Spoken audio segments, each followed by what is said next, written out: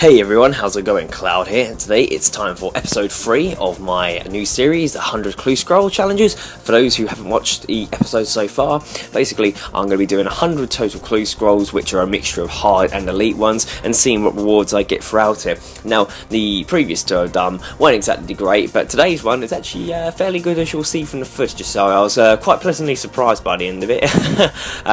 Well, we'll get on to that in a moment. So, firstly, obviously I've been uploading a few bits of the Ep.3 beta, different locations and that, and I think where you guys have been suggesting places to film, like a lot of people mentioned about the Elven Lands, so I made sure I've done that one previously, and the one before everyone was mentioning about the view of Relica, and actually following your guys' feedback by doing that, from the views coming to those videos, it's like apparent that obviously this is quite popular with you guys and that you're liking what you're seeing, so literally keep suggesting in the comments box where you would like to see and I'll do them for you. I'm literally trying to do a video of that, at least, well, trying to do one like every day or at least every other day. And generally what I've been doing at the moment is kind of noting down any like repeated suggestions. So like I said a minute ago, the Elven Lands and Relica were quite were mentioned quite a few times. Even though there's a lot of other areas that have been listed, those ones have come up quite often. Sorry about that noise in the background there. Some prick is deciding to slam his car very loudly outside, so I might go slam him in the car door if he carries on. But yeah, and today apparently the alpha has been released for the Runescape 3 testing, and this is all about the customizable interfaces, so I will be looking at that soon. I'll hopefully do a video on that tomorrow actually, because I should be finishing work at a reasonable time and should be able to look at some of that stuff, seeing how we go.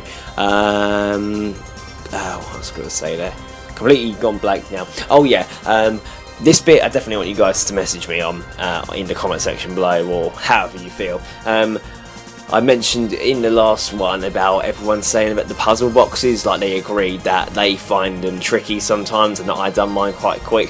So what I'm thinking to do in the next clue scroll video is actually, I'll show the footage as normal of me getting a clue scroll and everything, but do like a detailed guide on how's the best way to solve those puzzles. And if I show you guys the way I always do it, eventually over time you build out that kind of speed for it. Like I must have done over at least sort of 500 of those puzzles altogether. From the amount of clue scrolls I've done while I was doing 99 Slayer, I've got to the point where I knew what the pictures were, that I pretty much off by heart without even having to reference or anything. So it's kind of getting to that level really, where you start doing it so much you kind of get used to the pattern and technique to do it. And I guess the same with the Celtic knots as well. In the Elite Scrolls, you can have a sort of strategy for that one as well. So what I want you guys to do now in the comment section below, if you would like to see a detailed sort of guide on the puzzle boxes, won't be an overly long guide, literally take me a couple of minutes to go through it. Let me know in the comment section below, and then what I'll do in the next clue scroll video is do all the footage as normally, but spend a bit more time on the clue bit, the puzzle box bit, and show you the best way of getting them done. And hopefully from there it'll make them much easier for you, because I know some people absolutely hate them. And notably Monkey Madness, you do a puzzle box in that, and if you can't do the puzzle box you can have to pay 200k. That is such a waste of money considering how easy it is. You throw away 200k for something that will only take you like 5 minutes, so there you go. But going back to the video, so overall the reward from this one was generally really good. I think it came, I could not remember off the top of my head how much it all came to. I'll remember it when I bloody write down on the thumbnail.